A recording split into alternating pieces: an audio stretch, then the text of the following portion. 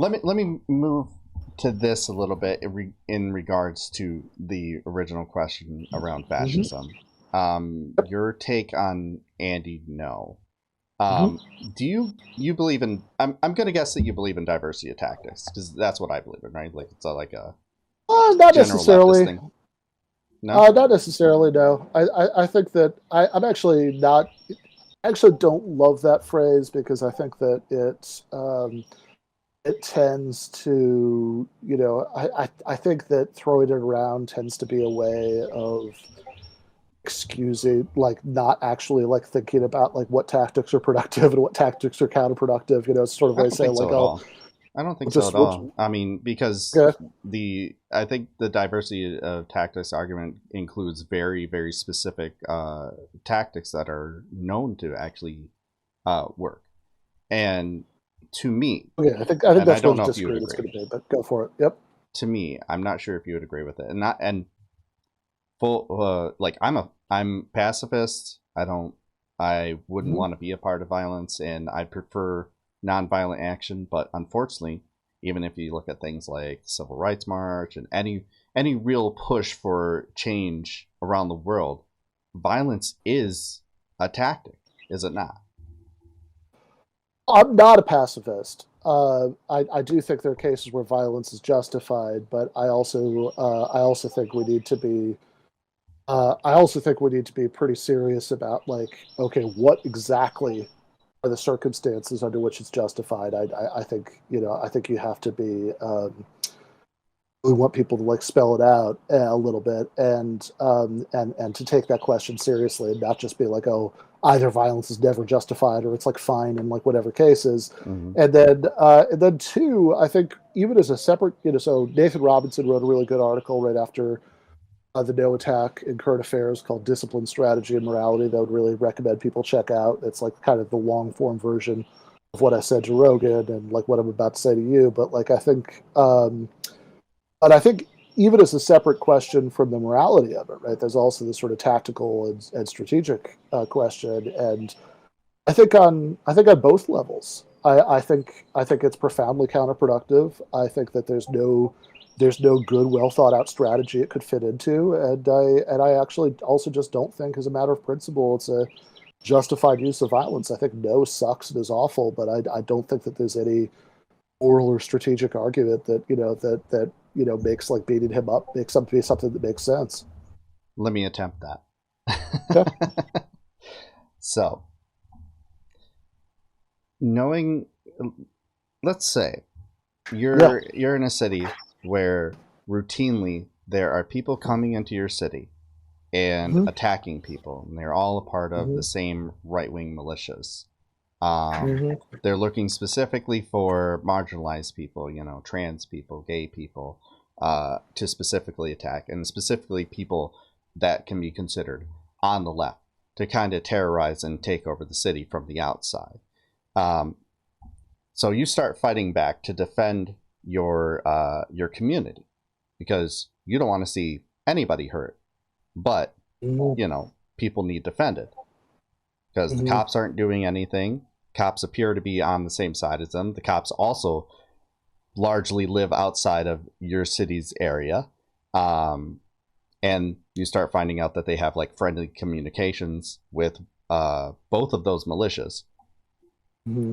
So you start fighting back, and you start noticing that there's somebody who is gaining prominence, who's going around with heavily edited videos, Hmm. uh, showing specific people who have fit a part of this group that is just trying to defend themselves, just trying to defend their community, and plastering their name on the internet, their name, where they live, various things like that.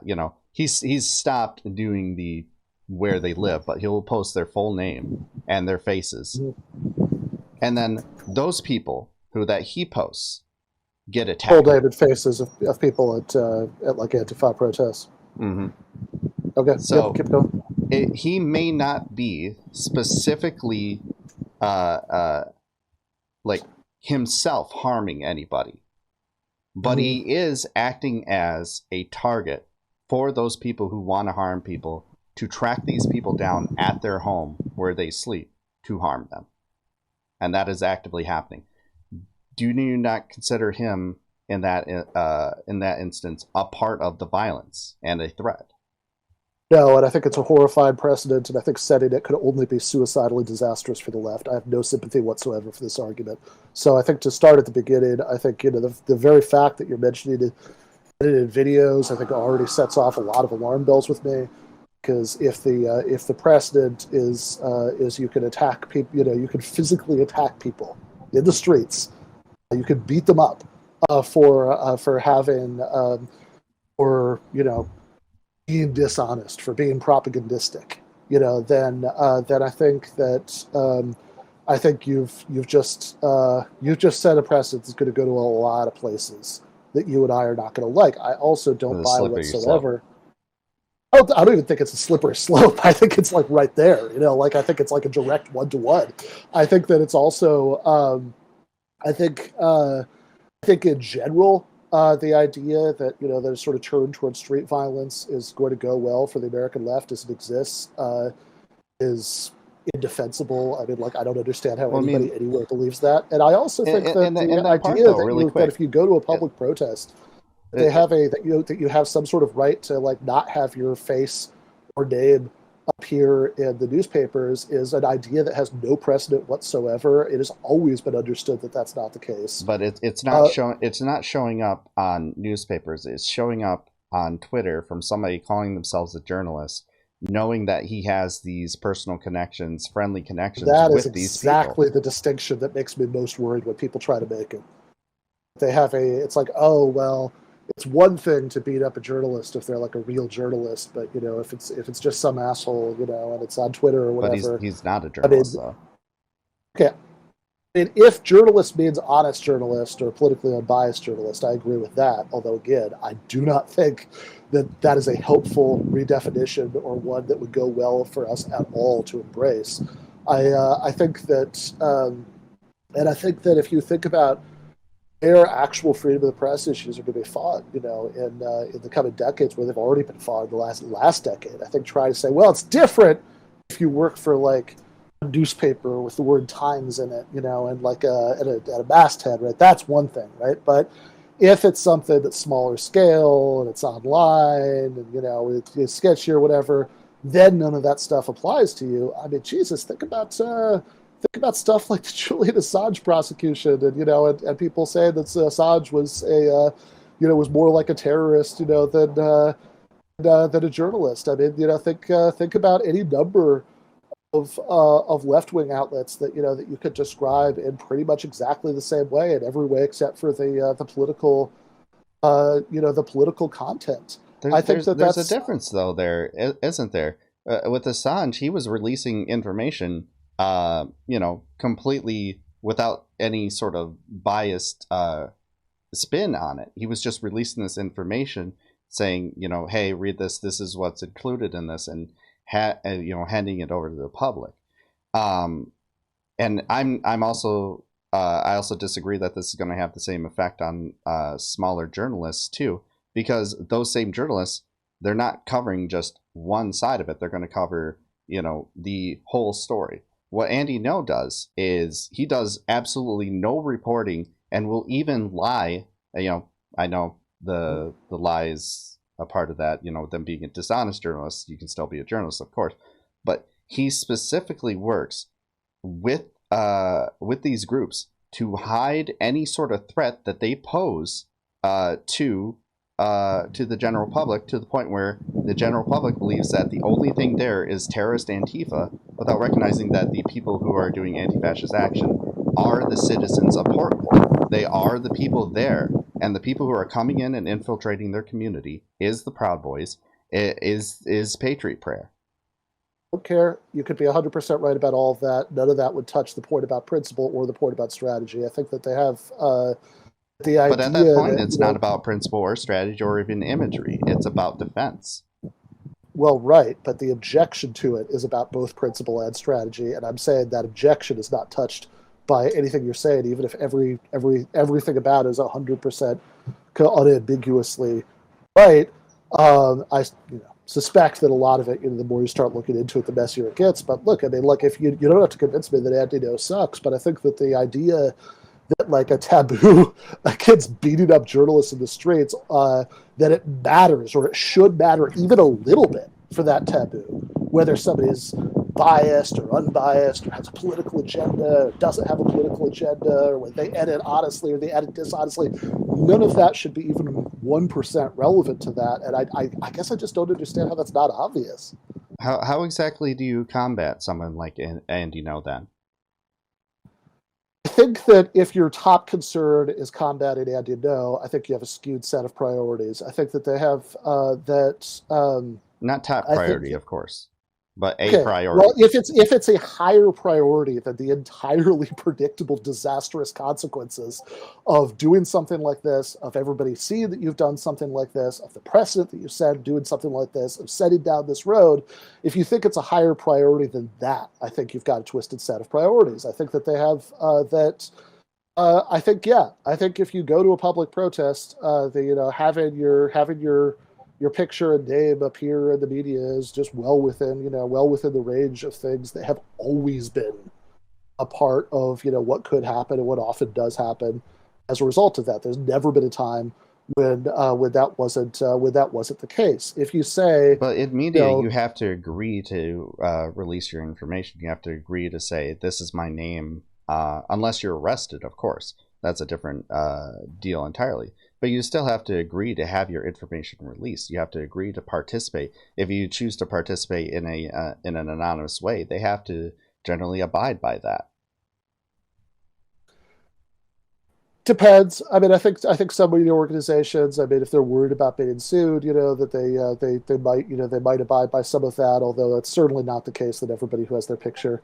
I mean, look, I've had my picture in the paper, after a protest, and without anybody asking me to sign a release, and those were just like, but like, those it's you, those were like regular name, quote, regular newspapers that had you do this, that had you work here, words like time and journal. Well, I think you're also shifting the goalposts a little bit, right? Because originally it was just picture and name. And now you're saying, no. Well, I did say references to where they live. That was okay, my but then you said he'd stopped doing that, and then you said, but he's still doing picture and name. So what we're talking about is whether just picture and name that is such. I apologize, because he does also put in references to where they work.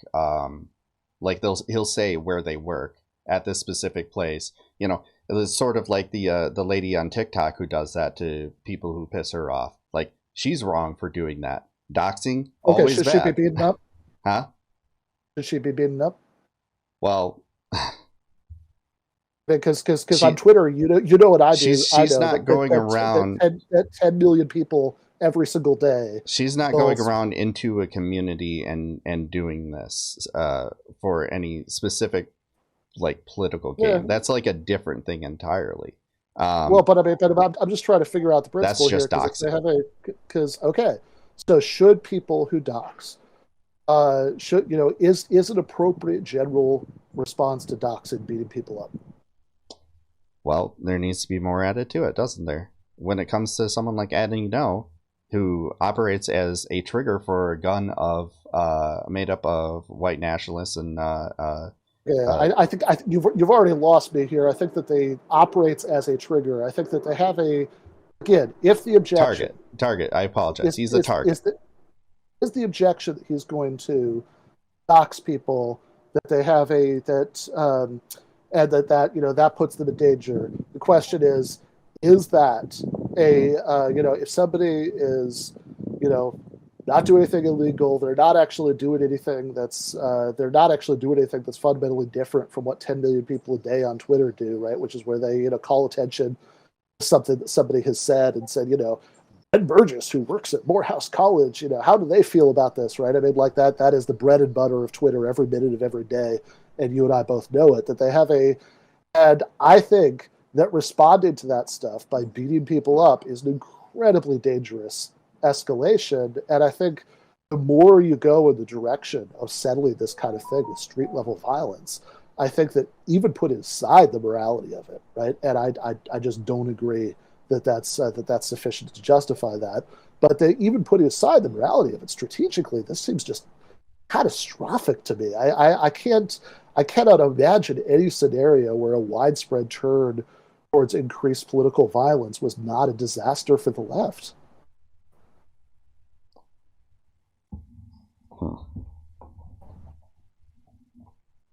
So,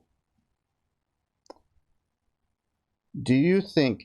Let me use a different example from a different person who calls himself a journalist. That was very similar, but it was all online. Mm-hmm. When Tim Pool released the name of someone he believed to be, I forget which shooting it was, but it turned out that they were, it was another right-wing white supremacist. When he released this picture of a black guy and said, "This is the guy that did it. This is his name," and it turned out he wasn't even in the area when it happened. Mm-hmm. Should he have been brought up on any sort of charges, or do those charges just not exist? I think that he probably could have been sued by the person themselves, and I would have cheered them on if they had sued him. I do not think that vigilante violence against him as a result would have been either morally justified or tactically or strategically a good idea.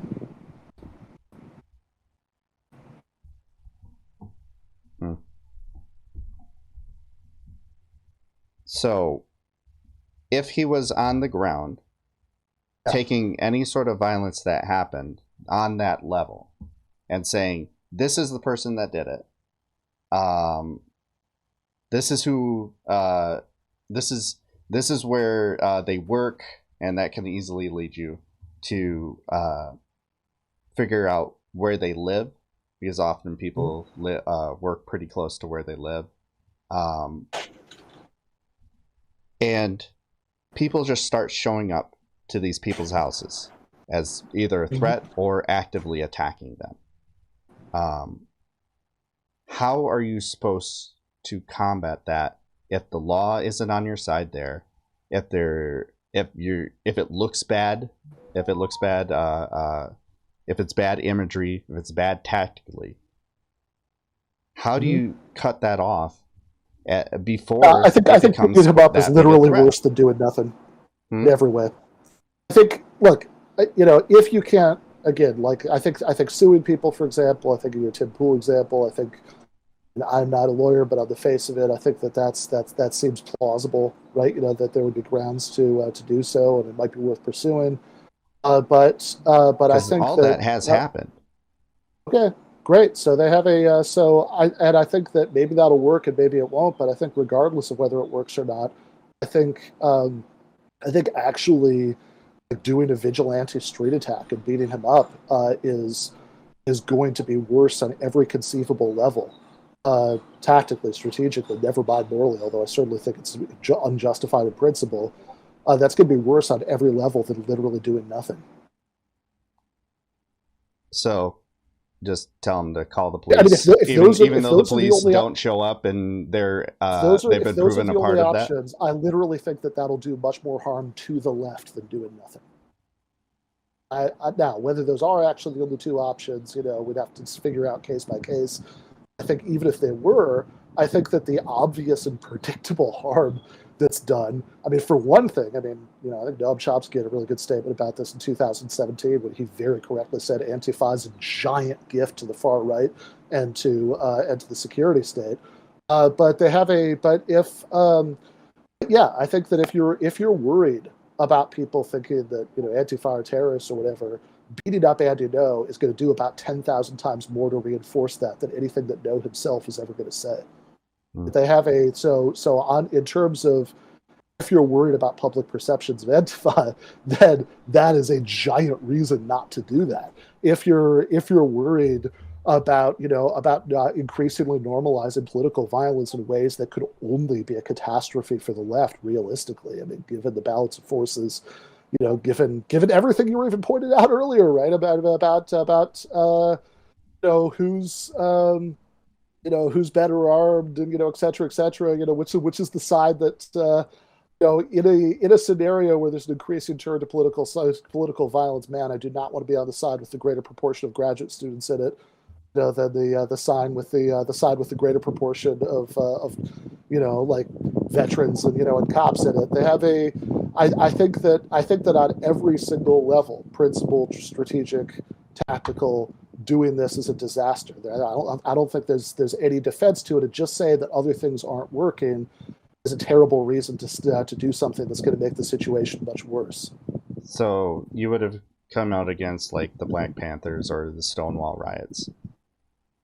I don't know where you're getting that. So those are completely unrelated examples that have nothing to do with anything I'm saying. I mean, it was largely left-wing led violence for marginalized communities to push back against the violence perpetuated against them. Am I wrong? Well, again, I think even if you're right about that, then I think that that's still a very different thing from vigilante violence against unarmed people and all the consequences that that's likely to have. I think that they have, and in fact, I think if you look, at the Panthers, not entirely, there are elements of that history where it does get bound up in, corruption and gangsterism. But I mean, I think by and large, the original thing was actually very strict about only using violence in defensive ways. That they even put, for self-defense at the end of the name of the party because they wanted to make it really clear they weren't going to go around initiating violence, right? They were going to be, they wanted to make it crystal clear in every way they possibly could that they were only interested in using defensive violence. I'd also think if we're talking about Stonewall, that they have that responding to a police raid, right, with defensive violence is just going to be a very different thing from initiating violence against a physically unimposing, unarmed person because you think the damage they do by you don't want to use the word journalism, whatever, by the stuff that they write and put out there, right? That they have I think that those are just radically different things. And, even though, by the way, I mean, I think if we want to actually have an argument about whether, about rioting or about armed self-defense groups and whether those, whether either of those things are particularly promising strategies. But we could have that discussion. But I also think, to give credit where credit's due, I don't think either of those things are remotely comparable to beating up a non-combatant because he reveals too much information in the articles that he writes. Well, I would expand upon that, but like I'm late to a number of time constraints and I'm being yelled at. So I would like to continue this conversation another time if that's at all possible. Sure.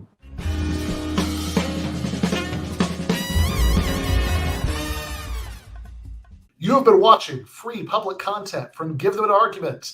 To access every single episode of the show, the main show on Monday nights, all of the streams, all of the debate breakdowns, all of the patron-exclusive post-games on Monday nights, all of the patron-exclusive bonus episodes every week, and much, much more, go to patreon.com/Ben Burgis. I cannot resist ending this with, don't be foolish.